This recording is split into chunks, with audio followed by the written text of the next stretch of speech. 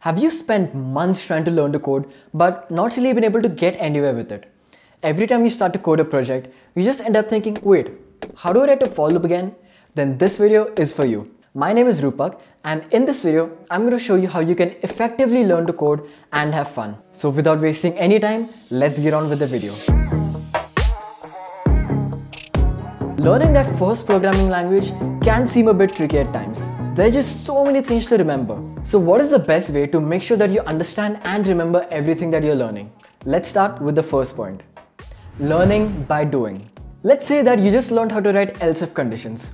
You know everything from the syntax to writing the body and checking the condition. Now is the time to use that knowledge in an actual project.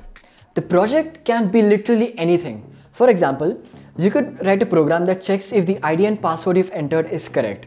And if it isn't, it'll give you a message. Another example is a program that checks if you're subscribed to the channel or not, because I promise I have a lot more fun videos like this coming up. When you use something that you've learned practically in a project, your brain automatically remembers it for longer. So the next time you learn a concept, write some code with it. The second point is writing code by hand. I know it sounds boring, I was the same. That is until I actually started doing it. And believe me, the difference is unbelievable. Writing something by hand forces your brain to remember it for longer. Okay, let's do an experiment. Take a piece of paper and write down anything on it. It could be a name, an object, basically anything. And after you write it down, look at it for a second, and I bet that you're automatically going to start thinking about it even more. That's the way it works when you write code by hand. Your brain thinks about it even more, and thus you understand it better. In fact, take it a step further. Before writing any program or starting to write code of any sort, take a piece of paper and write down rough pseudocode with it. What this will do is you'll get a better idea of what your program is supposed to do, and you'll also understand how you're supposed to go about doing it, which in turn ends up with better code. And point number 3, choosing your resources wisely. Have you ever made the mistake of watching a YouTube video like this one? First, I'm going to start off by writing the usual. You know how it goes already, I'm sure.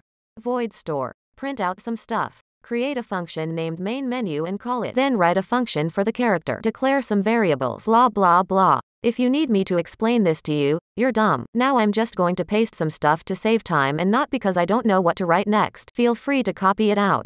I know we've all done that. Literally every programmer has done it at least once. The problem with videos like these is you just end up copying the whole code down and your code works, but you literally have no idea how because nobody told you how. Which is why I think that it's better to go with smaller videos that just explain one concept at a time. For example, this amazing playlist for learning Python by Tech with Tim, I'll link it up here and also in the description down below. Smaller videos explain one concept at a time in greater detail. Another small advantage of videos like these is that after finishing a video, you're automatically going to take a small break.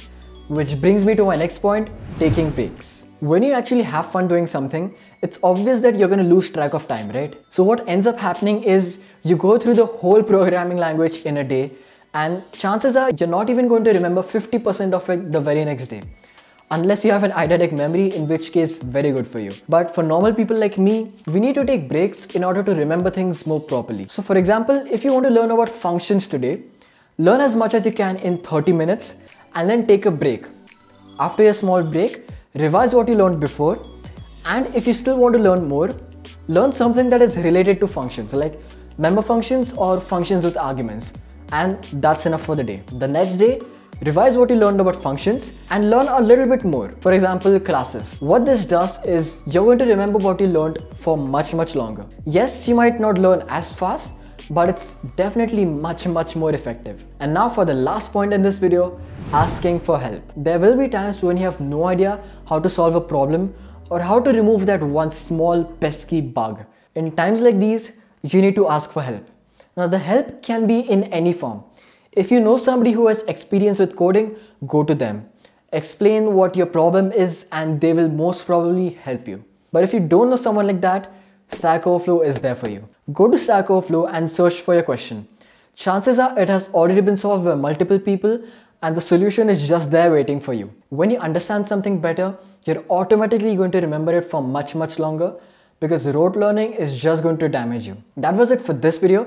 If you enjoyed it, make sure to hit that like button and subscribe to this channel. So until next time, Happy learning.